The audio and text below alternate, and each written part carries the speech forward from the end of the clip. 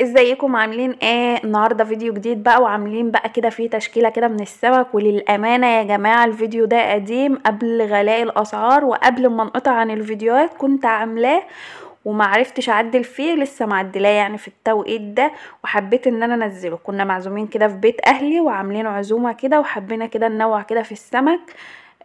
فكان معانا كده سمك بلطي، نضفناه كويس وغسلناه ونقعناه، وسمك مرجان، وسمك مكرونة وبوري وبشوكة وجمبري. النهاردة بقى هنعمل له تتبيلة كده خطيرة. تابعوا معايا الفيديو عشان تشوفوا الطريقة. هشيل بقى كده السمك على جنب. ابتديت بقى جبت كده قرون من الفلفل الاخضر، ما كانش متوفر يعني احمر، بالصدفة لقيت يعني قرن كده احمر متداري. فنبتدي بقى نشويهم كده على البوتاجاز. بعد ما شويتهم انا كنت شويتهم يعني، وبعدين غطيتهم عشان الطبقه دي تطرى شويه. الطبقه اللي انا هشيلها السمرة ديت هقشرها كويس قوي عشان اعرف اضربها يعني. بالنسبه للفلفل الاحمر بيدي تطعيمه حلوه قوي مع السمك، بخلاف الفلفل الاخضر. هو عادي ينفع الفلفل الاخضر، بس الاحمر بيبقى افضل يعني. جبت الكبه وهبتدي بقى اضربهم كده. حطيت كده عودين من الشبت وعودين كده من البقدونس، ومعلقه صغيره كده من الكمون، زيهم فلفل زيهم ملح، بس زودت الملح معلقتين، وشويه كده من الكاتشب. لو مش متوفر ممكن نحط شطه عاديه عادي، وشويه كده من المستردة، وخمس كده ليمونات يكونوا كبار. وهبتدي بقى اعصرهم كده في الكبه، وابتديت بقى احط شويه كده من الزيت وشويه من الخل، وهبتدي اضرب بقى الكلام ده كله مع بعض. هيديني النتيجه ديت بعد ما ضربتهم يعني. ما حبيتش اطول عليكم في الفيديو. هبتدي بقى بعد كده احنا مغسلين السمك ومنضفينه كويس ونقعاه بخل وليمون وطحينه، يعني معلقه طحينه بالظبط بتضيع الزفاره، يعني رهيبه بجد يا جماعه.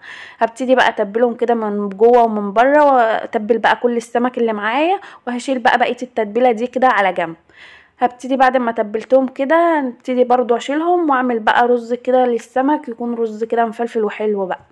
هبتدي جبت بقى حله وحطيت فيها شويه كده من الزيت، وطبعا كنت عامله شويه بصل ضربهم في الكبه، وهبتدي بقى اصفرهم لحد ما يصفروا ولونهم يغمق معايا شويه.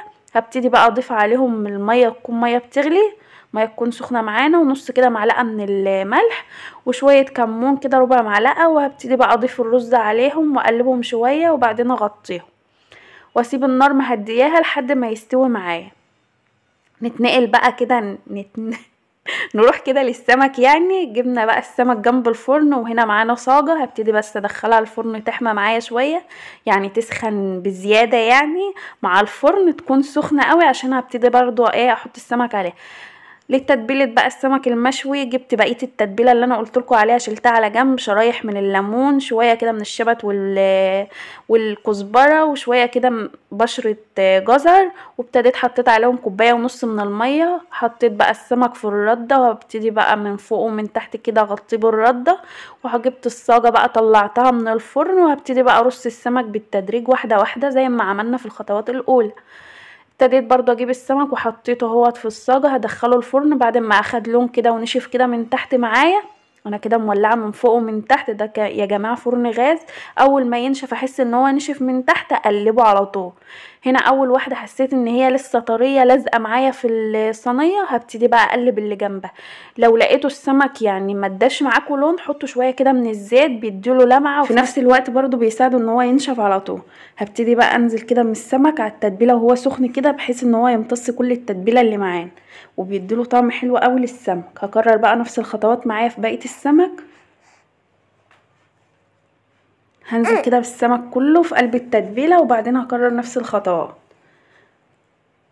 ندخل بقى كده على الجمبري. في حله جبت فيها شويه كده من الزيت، وهبتدي بقى انزل كده بشويه كده بصل قطعتهم مكعبات، وهشوحهم تشويحه خفيفه كده مع الجزر والفلفل. هنزل برضو بيهم، واول ما ريحتهم على طول تطلع هنزل على طول بالجمبري. هبتدي بقى انزل الجمبري معايا كده واديله برضو تشويحه كده لحد ما لونه يتلون معانا. وبمجرد ما ياخد لون كده معايا هبتدي انزل بقى بالميه تكون مغليه. هبتدي بقى اغطي كده الجمبري بيها، وانزل كده بربع كده معلقه من الكمون وربع معلقه من الفلفل، وهبتدي بقى احط ظبط الملح واسيبه لمده 10 دقايق.